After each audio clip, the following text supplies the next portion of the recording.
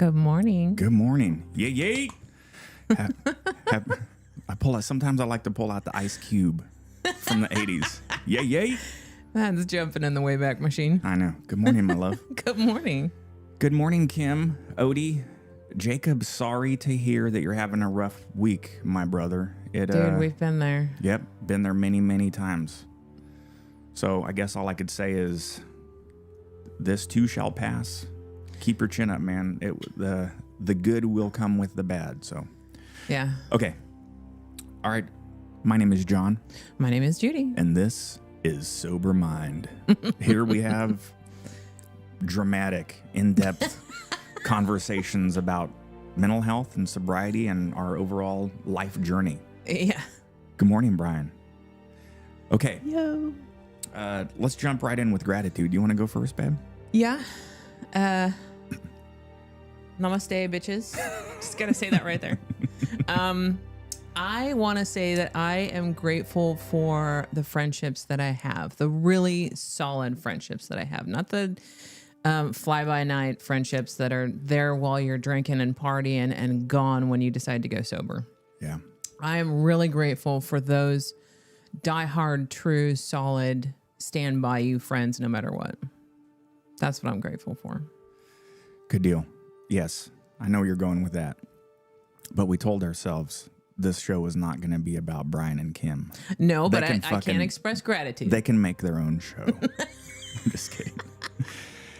All right, that's a good one, babe. Yeah, it's that's what I was grateful for. I know that's one that you and I have worked on and talked about for the last year and a half, two and a half years since we got on with our sobriety journey. It's been an interesting dynamic, the friendships. Okay. My gratitude is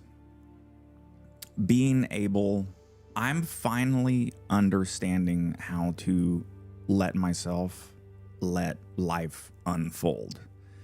Instead of trying to control it. Yeah. You know that's hard. I know. Yeah, easier said than done.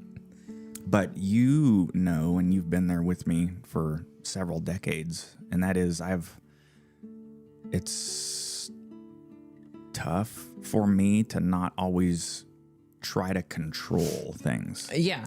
Yeah. And I know, think it's tough for a lot of people. Yeah. Because we're so used to wanting to steer our life the way we want it or think it should go. And sometimes you just got to throw your hands up and say, fuck it, bring it on. Let's see how it goes. I know, and I like doing that, but fuck, it's hard sometimes. Yeah. Yeah. Because I live in the world, and I know this has a lot to do with my child abuse, spiraling into my self-esteem issues. Mm-hmm. And that's when I control things, that's when I feel like I have control. Yeah. I don't do that so much anymore. And you've mentioned that. The fallacy is you never really have control. I know. That's the fucking trick of the universe. Yeah. Is that we think we do, we don't. The only thing we really have control of is a response to what's happening. Yes. That's pretty much it. Touche, babe. Good point. Yeah. Okay. Real quick, today we're gonna go back to sort of our original format of the show, and we're going to be doing a reaction discussion to a video, which I have not seen, so I'm super excited about this. Yeah. So we'll get into that in a minute, but first I want to talk about our fast recovery and what that was like this time. So some backstory. At the beginning of this year in January, Judy and I decided to do a 72-hour water-only fast. So 0 calories. And we got through it. We learned a lot from that. But this time, we invited our very good friends, Brian and Kim, to join us on the journey. And it was... Oh, wait. I was about to say, man, it was fun. That was being a complete fucking lie. Liar. That's not. You lie. Yeah. It was an experience. Yeah. This time around, though, it took some pressure off to be able to vent and joke and share stuff with Brian and Kim. Yeah, and have other people going through the same thing. Yeah. Yeah. We decided last night that we might use this show's format to have a dedicated discussion about how you poop. And how you pee and what your bodily functions are going to be like when you go through a fast. Because Yeah. they are It's pretty different. dramatic. Yeah. Depending on the person. But they range from constipated to completely the opposite. And it's just Yeah. all over the map. Man. And so we got through it. It was nice to have them co-chair it with us. Yes. The refeeding ceremony last night lasted. That was fun. Yeah, that was fun. We did it very tactically, very strategically. We did good. Yeah, Kim, hello. Yes, Yes. poops. Oops. So we, I think it was what, good 4 hours that we of refeeding. of refeeding and talking and Yeah. catching back up. That was Well- I think that was the best night I've had this year. Yeah. If you ever want to do a fast, make sure that you refeed properly. Do not go out and get a cheeseburger and fries because you will mess your system up so bad. Yeah. How do you feel this morning? Great. I got on my bike, did my ride, had lots of energy. When I did my ride yesterday, I barely made it. Yeah. I got off that bike and had to immediately lay down because I was like, oh my goodness. Yeah, I woke up, so I slept. I got super relaxed last night after I had nourishment back in my body. Yes. The norepinephrine started to flush out. I slept well. Peristalsis started to work. Yep. Digestion was going, minus my shoulder surgery recovery. So I'm still struggling with a little bit of sleep, but I'll get back to it. But I woke up this morning feeling clean, alive. And I appreciate all of the small, I just love it. I was like, oh, fuck yeah, man. I'm going to go make some coffee and I'm going to have some creamer in it. Yeah. Oh. Yeah. And then after I got back from my run and gonna you have did a your ride, kombucha. I had a kombucha. Oh, it was the best ever. And I had a piece of like 20 grain toast and butter with garlic powder on it. Fucking Yeah. life was just heavenly. Yeah. Your relationship with food completely changes when you go through a fast. And you realize how some of these, for me, I realize how some of these addictions with bulimia and anorexia can fall into patterns that are like that can easily fall into something like that. Yeah. And it's amazing your relationship with food, because it's not like alcohol, because you need food to survive. You need food to live. Yeah. You don't really need alcohol. So that relationship is so tenuous. And for people who have that addictive personality, who are addicted to food, or who are, addicted to anorexia, not eating, or bulimia, binge and purge, it's completely, it brings it all to light when you go through a fast. Yeah. I guess I don't get that side of it, but I understand. Well, I think body dysmorphia goes down Yes. sort of a different avenue as well, Yes. coupled with that. So, okay. We won't bore everybody with our fast discussion. That's not what this is about. Okay. Odie says, I saw this episode title and I had a song playing in my head immediately from Yeah, Odie. God, Let it go. That's perfect. Odie coming in hot with the jokes. I love you, Odie. Okay, well, let's go ahead and jump into it. What we're going to do, this is like a 12-minute video. In the past, we used to take a 12-minute video and we would break it into about 3-minute segments for each show. But we're gonna play this whole thing and we're gonna pause during it and we'll have discussions. So we'll do like a reaction to it. Now, if I see something that I'm like, okay, I need to jump in here. Just go like this, Okay. and I'll pause it. Okay. All right, we'll dive in. Here goes. I'm a Christian, I'm whatever you want me to be. It all comes down to the same thing. You're in a loving place or you're in an unloving place. I just want to be myself. If I lose a few fringe people who can't deal with the fact that there's other forces in the world, that's okay with me. The meaning of life? You want to know what it is? Love yourself. Jim Carrey is love. That is awesome. Yeah. That's so cool. That gives me chills every that time. brings tears to my eyes, man. That's fucking amazing. I know. Hold on. I got my heart gets all crazy. Oh, your baby, you're tearing up. Yes, that just immediately that just hit something. Dang, babe. All right. Well, let's continue on. Yeah, if you guys didn't hear that, so the meaning of life is love yourself. Love yourself. Yeah. God, man, that's Loved by many, known for his roles in Dumb and Dumber, The Mask, Ace Ventura, and many more. He's made a name as one of the funniest people on Earth. Although for decades, there has been a spiritual side to Jim that is often overlooked or misinterpreted. In 2009, he told a story about a mystical experience he had, which pushed him down a path of spiritual awakening. A few months ago, after knowing Eckhart Tolle for a while and studying the books, I woke up and I suddenly got it. I understood suddenly how thought was just an illusory thing. And how thought is responsible for, if not all, most of the suffering we experience. And then I suddenly felt like I was looking at these thoughts from another perspective.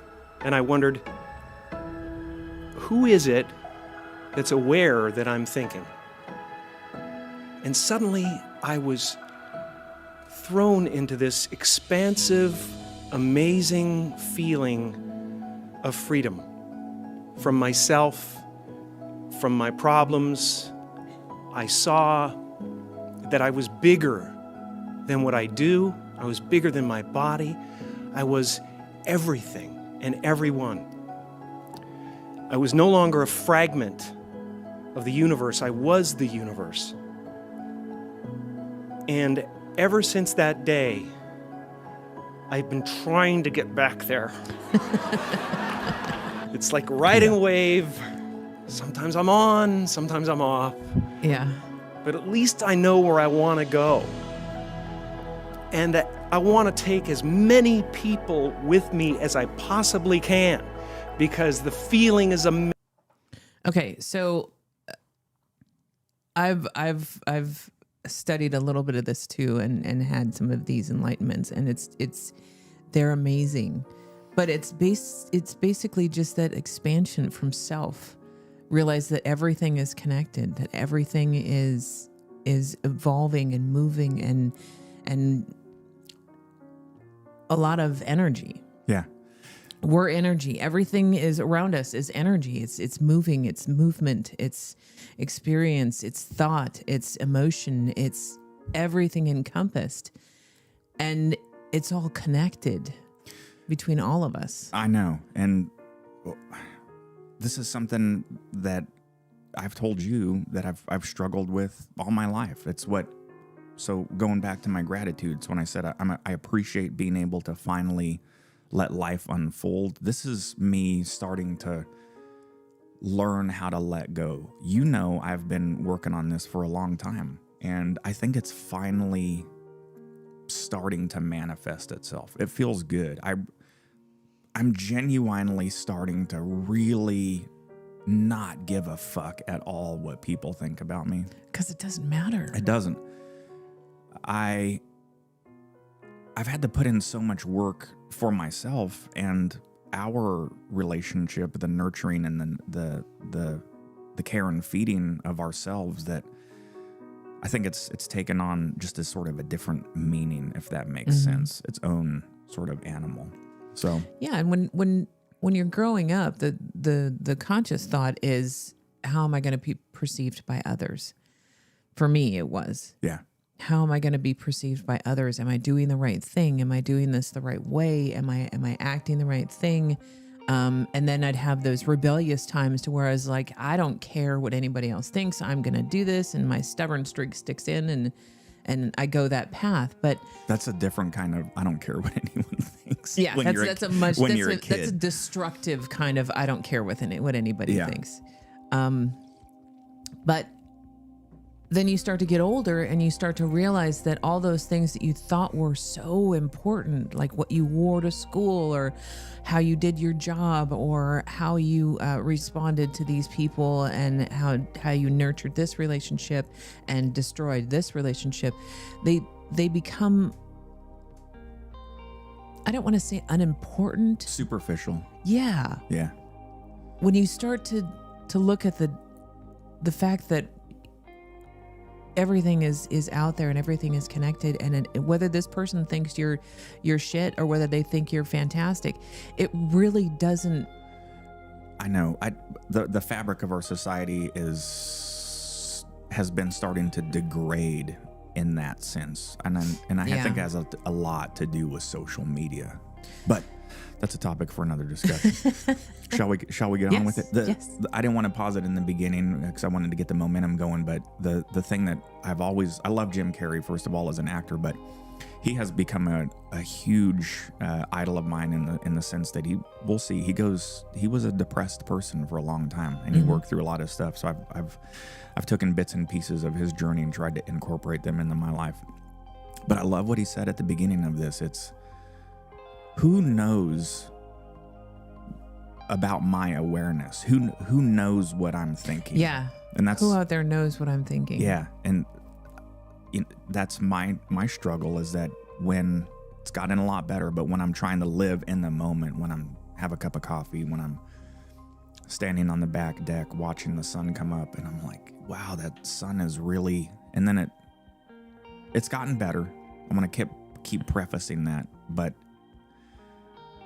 used to be so pervasive, and that is, I get pulled out and I'm observing myself trying to observe. It's so fucking distracting. It's difficult to explain it to people. It's a self-esteem thing. Like something intrudes real quick and goes, oh, you think you're allowed to be happy? You think you're allowed to appreciate your life? Your critic. Yeah. Yeah. Look at you. Yeah. Don't you have something you could be fucking doing instead of standing here? Yeah. And you know what you're not being productive what right about now. what about that bullshit you did 15 years ago? You fucking remember that? Those are the worst. But this is Do you remember when you did that? How bad that was and how But babe, ashamed I'm just sitting there trying to watch the fucking sunrise. Yeah. Get the fuck out of my head. Those are the worst. Yeah. All right. Amazing. You know, it's our intention. Our intention is everything. Nothing happens on this planet without it. Not one single thing has ever been accomplished without intention. So I started thinking about my life, and I started thinking about this conference and what we're about, and I looked back and I thought, well, I was two people my whole life. I was in the living room entertaining people, being a monkey, you know, doing my thing for the company and trying to relieve my mother, who was suffering. She had rheumatoid arthritis and phlebitis and everything under the sun that was nagging at her, and she was depressed.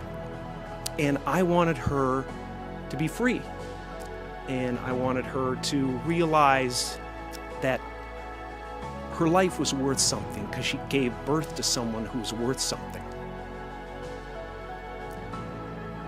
And then I would go into my room and I would sit with a legal pad. I was a little kid. And I would sit there and I would try to figure out what it meant, what it was all about. Why are we here? What is this? Jim describes that he once read from Buddha that all spirituality is relieving from suffering. Similarly, Buddha summarized the reality of suffering in the Four Truths. 1. Our lives are pervaded by suffering, both obvious and subtle. 2. There is an identifiable cause of our suffering. 3. Because we know its cause, we can free ourselves from suffering. And 4. There is a specific path we can follow to end suffering, which consists of meditation, wisdom, and ethical living. Buddha's teachings on suffering resonated with Jim, as he realized that he was trying to relieve his mother from suffering all along. One day, I read something from Buddha that said, that all spirituality is about relieving suffering. And I suddenly realized that's what I'm doing in the other room. and I'm aligned. You know, my purpose is aligned with this. So I felt incredibly lucky. I lose sight of that all the time. I get caught up in different concerns and ego concerns. Ego. But Ego. I'm so lucky to be a part of this community and to do something that is of value. And he's relieved more than just his mother from suffering. With countless timeless performances, there's something for everyone to find escape from their own life's strife.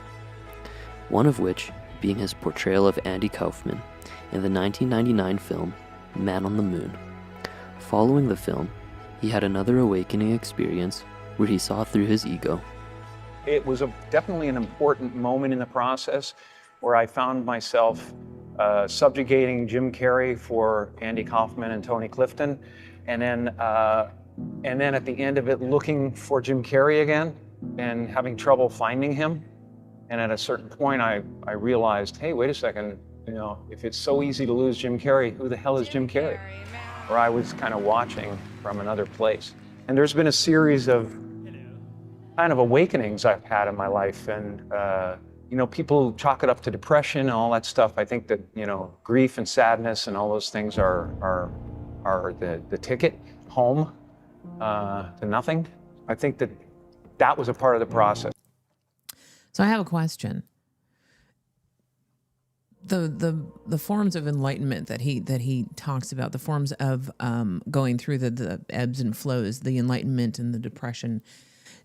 Do you think that everybody has that capability to reach that level of enlightenment or awareness to pull themselves out of whatever drunken miasma that they've stuck their brain in? I mean, okay, so when I was drinking and I was in my smoking big old pothead everyday type of deal, I didn't have contact with any of that. If I did, it was very briefly. And my disease took over again, and, you know, that was it.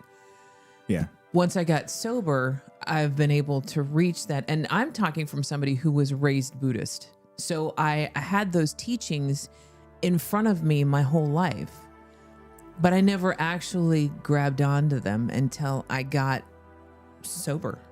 Yeah. And realized that I was, you know, So essential. Yeah. I watched you go through it, babe. So to answer your question, do I think we all have the ability to do that? Oh, 100%. Every human being has the ability. As far as Buddha goes, everybody has a Buddha within them. Yeah. But how we end up getting that ticket on the bus is what is the struggle for all of us. That one thing that helps to lift us up out of the quagmire that we've stuck ourselves in. Yeah. Because it's different for everybody. Yeah. That's why a lot of my YouTube shorts lately, I've been posting a lot of, if you need help, just say, I need help. Tell someone you need help and start that journey. You and I have talked about this many times, that I approached you and said, let's do the 30-day drive month, and then blah, blah, blah. And then said, let's only drink on the weekends. And then said, I want to quit drinking. And we both ended up meeting back in the middle and aggressively saying, why the fuck did you not tell me something years ago? And we both said, because I was afraid. Mm-hmm. It's so fucking bizarre that we create and put these little corrupted snippets of the universe into our psyche of, I'm afraid. What the fuck am I afraid of? And that's so many comments on the shorts lately that I've been answering. People are like, oh, it's not that easy. It's not easy. Sobriety is not easy. Quitting drugs and alcohol is the step, but it's only the first. It's only the first. Everything that we do in life, right? It's sort of a path of how do we function and be able to celebrate and enjoy being us in our own skin, and being a productive Human. human Yeah. and enjoying life without having to pickle ourselves. That's been my struggle. Yeah, without external substances. Yeah. Hey Denise, good morning. Yeah, it's for somebody with an addictive personality or somebody who's going through that struggle, it just compounds it and makes it harder to pull yourself out. But having a seeking mind is probably the first. Yep, the seeking mind. Yeah. Because that's where your environment, your Buddha nature, your Jesus, whatever force that's out there, the universe, that's when it kicks in and says, okay, now you're looking. Now we can start to feed you what you're looking for. Yeah. Whether you have spirituality or you are Christian or Catholic or Buddhist, or no matter what, that energy, that force, I believe, is out there. And when you start seeking information, it will put it in front of you. Yeah. You have to be aware enough, though, to know what you're looking for and to be open enough to accept what information is coming to you. Yep, absolutely. So everything you just said is spot on. And that is the bundle, if you will, of you won't get sober unless you want to get sober, or you won't, Yeah. and it goes with a lot of other things. You won't fix your mental health and your depression and your anxiety unless you want to. Unless you're ready, yeah. That's another real dark, dismal discussion to go down, because I've gone through it, and I knew that I can't just lay in bed and have fucking suicidal ideations and depressive thoughts and expect everything to just come heal. You're absolutely, you have to push, you have to seek. You have to take that first step. That's the thing, is you personally have to start. The things around you aren't going to help you until you've started. Yeah. Once you've started, then, your environment starts to respond to your actions. That's right. You got it. We could talk, the fantastic fast and the rekindling of our relationship with Brian and Kim. Yeah. That doesn't just happen. That they took a little bit of work on each side, but it's those little steps that you have to just put out there. Yeah. And at that point we were ready. Yeah. At that time we were ready and we were seeking. Yep. And that's what happens. All right, let's get back into it, man. It warms my cockles seeing Marcus Hall, my dear friend of 20 plus Hi, Marcus. years. Yeah. Hi, Denise. I love that man. All right, let's go. Yes, there's been several other awakenings, and yet still I have a lot of egoic attachments that pull my attention and focus. This experience suggests that the distinction between Jim Carrey and his iconic roles can become blurred. However, Jim has an interesting perspective on this notion. You said you've kind of disassociated yourself with Jim Carrey, but does everyone, when we see your face, there's so many iconic roles and so many of our favorite movies, from Eternal Sunshine, Dumb and Dumber, and everything. That has nothing to do with Jim Carrey. That has nothing to do with Jim no, Carrey. Nothing at all to do with Jim Carrey. That's just what happened, and it is wonderful, and there's insane gratitude around it, and wonder around it. How did it happen? And fulfillment from it. And I look back at it and I see something beautiful that rose out of nothing and happened for no one. It just was. Like, it was almost like every 6 months to a year, we saw this like huge Jim Carrey comedy. Do you miss that? No, I honestly, there's nothing but this. You're my universe. You know what I mean? So I'm not looking forward and I'm not looking backward, and I'm not, the aspect of this that's backward. That's the other one we've talked about many times. I really work hard at it. I'm not looking forward. I'm not looking backward. I'm just trying to. It's just this. Yeah, it's just this. Yeah. It's just right now. And I got to say, when he talked about the egotistical sides of coming in and trying to mess the waters, that's difficult to deal with too. Yeah. Oh, yeah. Ego. Yes. I battle that motherfucker all the time. I still keep him around. Just Yeah, because he's good for some things. he is.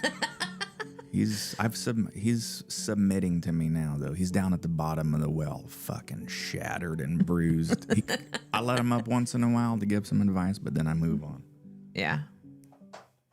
Word to me is like a contemporary thing. What's good about this movie? It's not a look back. It's a contemporary concept. It's what's happening right now inside everybody. I also like the fact that he says that those roles that he played, that was not him. Yeah. This is who he is. And I think that can relate very well to when we were in our previous alcohol phase life. That was not us. That was the alcohol. That was the pot. That was for me when I was younger, that was the coke. That was the meth. That was all of that. That was not me. That was the disease. Yeah. Yeah. This is me. Yeah. It's pervasive. It really gets its hooks into Yeah. our psyche. I never told you. I've told you now, but back 2017, 2018, it was pretty strong for me to have had the desire to stop drinking and change our lifestyle. But my immediate excuse from my tricky McTrickster fucking brain while I was drinking an 8%. The great fallacy. Yeah. While I was standing in the garage, brewing a beer, drinking an 8% double IPA, the immediate rationalization of why I couldn't quit was because I just built a 3-tap kegerator. I just bought a new smoker. This was our lifestyle. I can't. This is me. This is my identity. How am I supposed to stop all of this? How am I supposed to have friends come over? And Yes. I couldn't imagine or get past the fact that I had no fucking idea what a sober lifestyle would look like for you and I. And that's really scary and crippling for us. And it's funny how the brain, like you said, it convinces you that this is who you are. Yeah. This is you. You're brewing beer and your 3-tap kegerator and your new smoker and all. This is your identity. It was such a sweet kegerator. It It was was. all load balanced with the pressure. And anyway. But to step away from that, it kind of felt like you were stepping away from your imagined, this is who I am. Yeah, it feels like an abandonment of. Yes. Yes. It's and it's not. It is so not. Yeah. And so then it's immediately I just push that away and crack open another beer and Yeah. continue brewing a beer. And We had no idea that changing that was not abandonment. It was freedom. yeah. And again, so that's ego, it's self-esteem getting all in the way of our linear thought process. The ego and our self-esteem forces us to just go black or white, yes or no. It's just, hey, no, you're gonna fuck it all up. You quit drinking, kiss all of this goodbye. Yeah, you're not going to have any friends. You're not going to have any social life. You're not going to be exciting. You're not going to be the hip party person that you think you are. Yeah. They're going, who am I? And they're depressed, a lot of people, because they're trying to hold up an image in the world. And that's what depression is. People go like, oh, Jim's been depressed and stuff. Well, yeah, I was depressed when I was trying to be the Wizard of Oz instead of the sweaty guy behind the curtain. But now I know that Oz is the character, and I think everybody deals with that. Everybody walks around and they go like, why am I depressed? Well, it's because you're trying to be something for the world, you know, and as soon as you Yep. let that go, better things happen because they're so just true. happening. But it's not, you know, now it's just sadness. You know, sadness comes, happiness comes. It's the weather that flies by the sky. It doesn't sit on you long. That is so true. You just gotta let it go. Yeah. That's the hardest thing, but the most liberating thing that anybody can do for their life. As far as I don't know why I'm tearing up, but it is such freedom when you're able to let go and to just I can't reach my shoulder. when you're able to let go and not have to worry about that anymore. Yeah, that's why I was alluding to that this morning, is that I'm starting to get there about the genuine not giving a fuck what other people think, and it just feels clean and warm and It feels like the right thing to do. yeah. I mean, because, you know, when I was drinking and smoking pot and doing all that stuff, I knew back in the back of my brain that this was not really the right thing to do. Yeah, babe, I knew from the day you and I got married that I could see that in you, but I didn't understand if that was an emotion that I was creating, or I used to refer to you in my mind as tragic beauty. That's depressing. Well, at least you got the beauty thing right. Yeah. Well, it's of course, but it's because I always felt like you were not fertilizing your soul. It was always trying to blossom, but you wouldn't let it grow. If that makes sense. Yeah. And you're absolutely right. You have so much empathy and so much love to give, but intoxicating yourself always repressed that, as it did me. Yeah. Yeah. And my inner self part of me was saying, this is not really the right path you should be going down. Oh yeah. And then the other part of me was saying, look, you're so sociable, and this is the person that everybody likes. Yeah. It confuses. Although I didn't like it. It confuses that little fucking that dude on little voice. the dude on the shoulder. Fuck you. Enough to drown you, you know. As mentioned, Jim has struggled with depression. He previously mentioned depression as his body needing deep rest from putting on an act. Here he takes us further into that journey. I've read a couple of places where you said you struggled with depression from time to time. I was on Prozac for a long time. Yep, I was on Prozac for a long time, and I'm not sure. I mean, it may have helped me out of a jam for a little bit, but people stay on it forever. You know, I had to get off at a certain point because I realized that, you know, everything's just okay. No peaks and valleys. There are peaks, there are valleys, but they're all kind of carved and smoothed out, and it feels like a low level of despair you live in, where you're not getting any answers, but you're living okay, and you can smile at the office, you know, but it's a low level of despair. And you don't take any of them, you don't take anything now? Nothing. I don't take anything. I rarely drink coffee.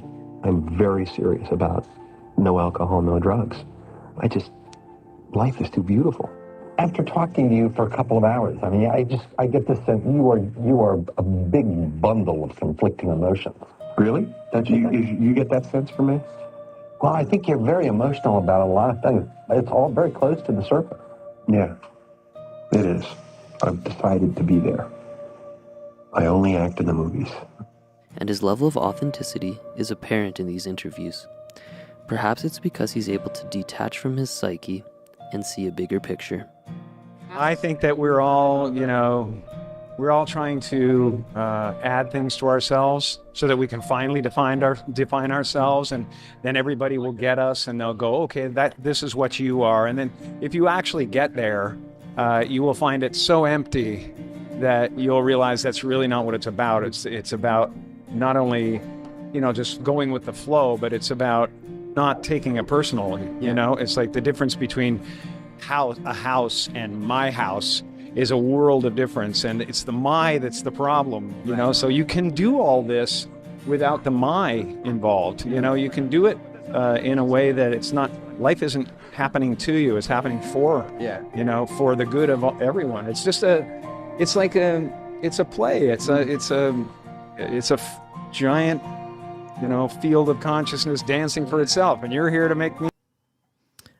I think Shakespeare was the one who said life is But a box of chocolates? No, life is a play, and all the people are the actors. Yeah. And that is so true. Yep. Happy, and it's making itself happy. It's like one soul. That's how I feel. I feel like people say, well, I have a soul. You don't have a soul. There's no you, but I feel like there is a soul, and it includes everything. Yeah. And when you wake up in the morning and you feel like I'm the universe, you don't have to reach for the stars. You can just let life happen. Yeah. And walk through the doors. Sorry, I misquoted. He said, all the world is a stage and all of the people are the actors. Yeah. So that's that. I think it'll give you some food for thought for a little bit. That was great. Yeah. That was fantastic. I got a lot out of that, and it brought a lot of my beliefs back home and up to the surface, so that I can reevaluate, retouch again, and reappreciate the things that are really important. Yeah. We put a lot of pressure on ourselves, babe. That we really don't have to. Yeah. I mean, we're not perfect. That's never going to happen. Do you mind if I give you some public feedback?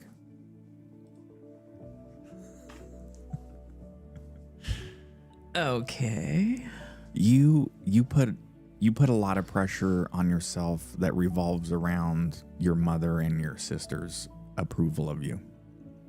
And I think sometimes it gets in your way.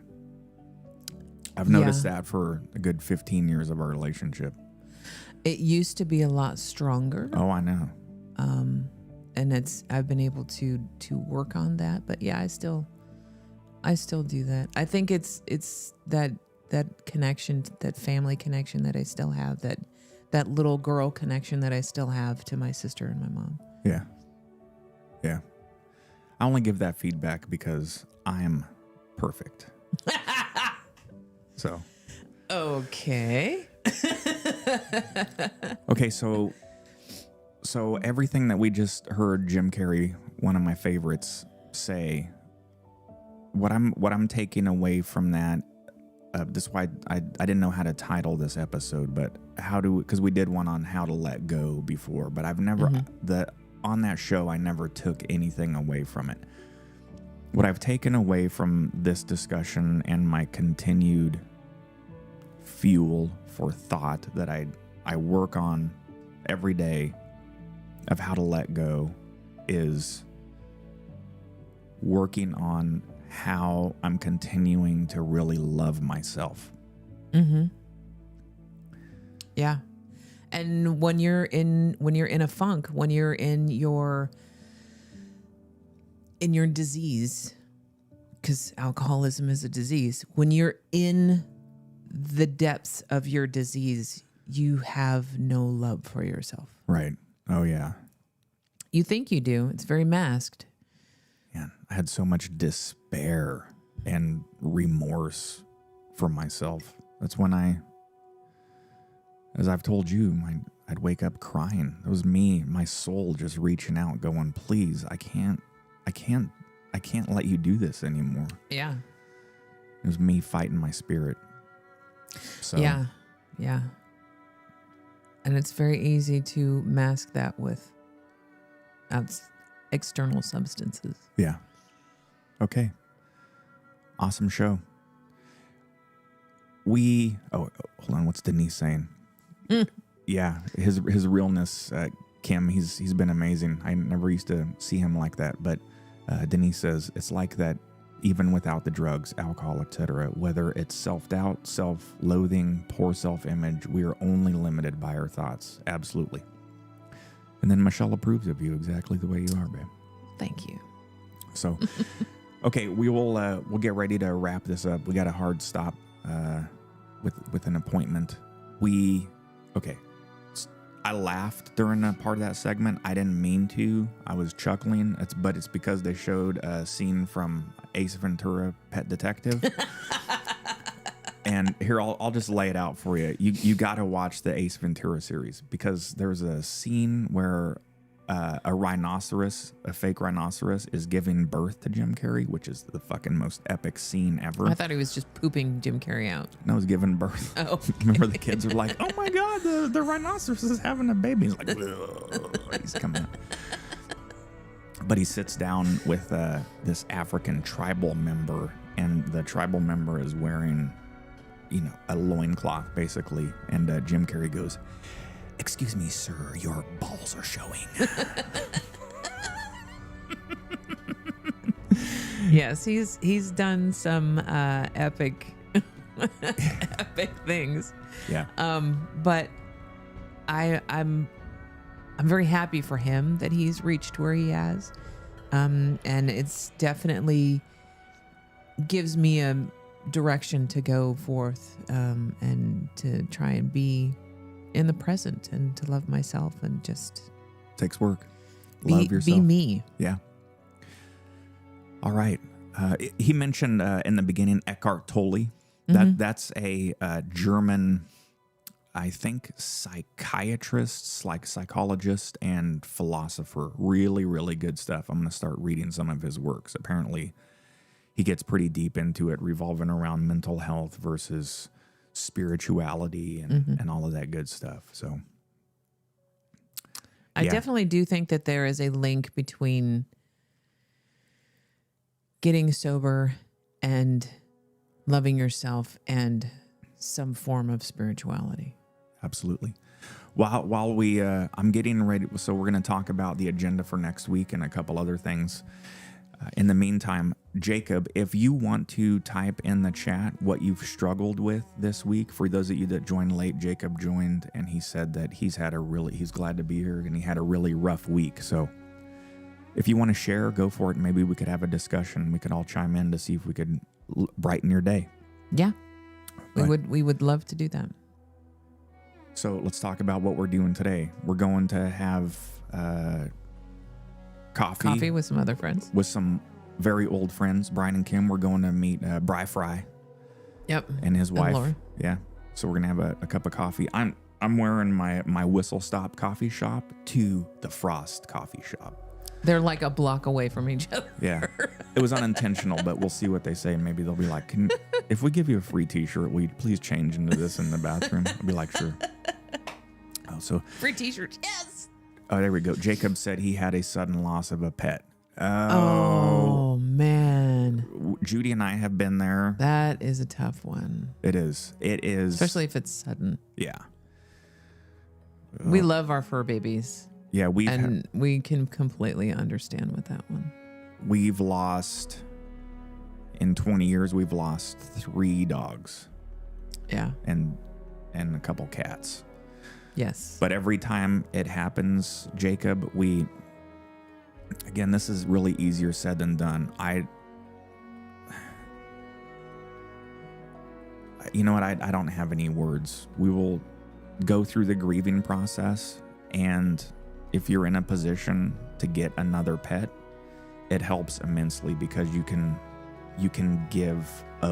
be of service to that. So every time I've gone through something and we've lost a pet, I go adopt one, and it's a life changer for me. I don't know if you're in that position, but it's definitely not recreating the relationship you had with your pet that you lost, but it allows you to create a new relationship with another pet, and it's been very beneficial. This is making me teary-eyed because that kind of caught me off guard.